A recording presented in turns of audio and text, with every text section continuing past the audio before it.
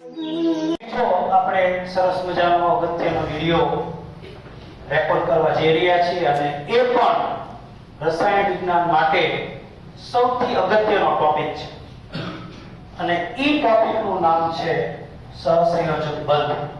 બંધના તો ઘણા પ્રકાર છે પણ સમય મર્યાદાને કારણે આપણે ટૂંકમાં આપણે બંધને સમજીએ તો બંધના પ્રકારમાં સહસંયોજક બંધ હોય, આયનિક બંધ હોય, સવર્ગ સહસંયોજક બંધ હોય, હાઇડ્રોજન બંધ હોય, વાન્ડરવાલ્સ બંધ હોય, આવા ઘણા બધા બંધના ઉપયોગ થઈ અને રાસાયણિક સંયોજન બનતા હોય. આપણે સહસંયોજક બંધને સમજવાનો છે એટલે આપણો ટોપિક છે એ છે સહસંયોજક બંધ.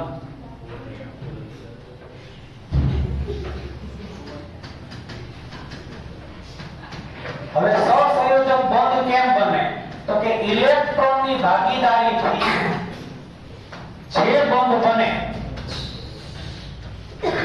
એને કહેવામાં આવે છે સહસંયોજક બંધ. દાખલા તરીકે હાઇડ્રોજન પાસે એક ઇલેક્ટ્રોન છે, એની સાથે બીજો હાઇડ્રોજન પોતાનો એક ઇલેક્ટ્રોન લઈને આવે અને બંને હાઇડ્રોજન પોતે એક ઇલેક્ટ્રોનની ભાગીદારી કરે અને બંને હાઇડ્રોજન વચ્ચે એક બંધ બને અને એ બંધ બન્યા પછી જે હાઇડ્રોજન બને એને હાઇડ્રોજન અણુ કહેવાય અને એકલો હાઇડ્રોજન હોય તો એને કહેવાય હાઇડ્રોજન પરમાણુ. તો આ બંને હાઇડ્રોજન પોતપોતાના એક ઇલેક્ટ્રોનની ભાગીદારી કરી અને એની વચ્ચે એક બંધ બન્યો, કારણ કે જેટલા ઇલેક્ટ્રોનની ભાગીદારી થાય એટલા બંધ બને. જો એક ઇલેક્ટ્રોનની ભાગીદારી થાય તો એક બંધ બને અને બે ઇલેક્ટ્રોનની ભાગીદારી થાય તો દ્વિબંધ બને અને ત્રણ ઇલેક્ટ્રોનની ભાગીદારી થાય તો ત્રણ બંધ બને. ત્રણ કરતા વધારે બંધ બે પરમાણુ વચ્ચે ક્યારે બને નહીં. તો આ એક બંધની આપણે વાત કરી કે હાઇડ્રોજન પરમાણુ પોતાનો એક ઇલેક્ટ્રોન લઈને આવે, બીજો હાઇડ્રોજન પરમાણુ પોતાનો એક ઇલેક્ટ્રોન લઈને આવે, બંને હાઇડ્રોજન પરમાણુ એક ઇલેક્ટ્રોનની ભાગીદારી કરે અને બંને વચ્ચે જે બંધ રચાય ઈ બંધને કહેવામાં આવે છે સહસંયોજક બંધ.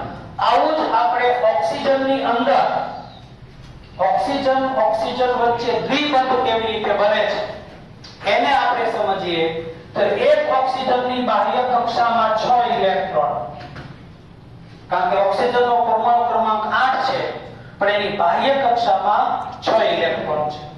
બીજા ઓક્સિજન પરમાણુની બાહ્ય કક્ષામાં પણ 6 ઇલેક્ટ્રોન.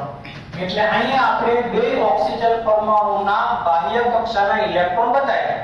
હવે જ્યારે બંધ બને ત્યારે બંને પરમાણુઓ પાસે પોતાનું અષ્ટક પૂર્ણ થાય એ રીતે ઇલેક્ટ્રોનની સંખ્યા બંધ બનાવવા માટે ભાગીદારીમાં વપરાય.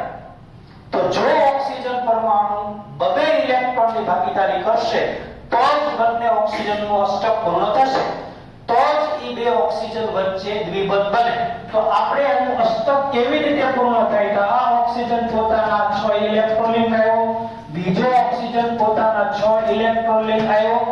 આ ઓક્સિજનને એમ લાગે કે મારી પાસે 8 ઇલેક્ટ્રોન છે, આ ઓક્સિજનને એમ લાગે કે મારી પાસે 8 ઇલેક્ટ્રોન છે.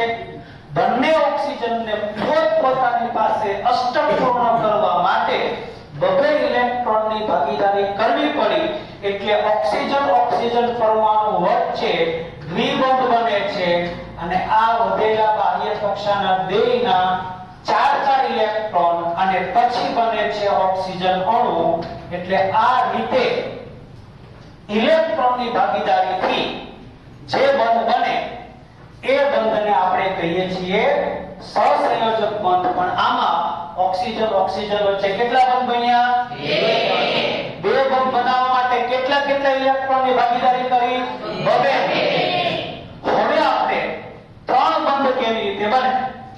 તો નાઇટ્રોજન પરમાણુનું જો આપણે ઉદાહરણ લઈએ તો નાઇટ્રોજન પરમાણુની બાહ્ય કક્ષામાં 5 ઇલેક્ટ્રોન. નાઇટ્રોજનનો પરમાણુ ક્રમાંક 7 છે, એની પાસે ધરા અવસ્થાની અંદર 7 ઇલેક્ટ્રોન હોય.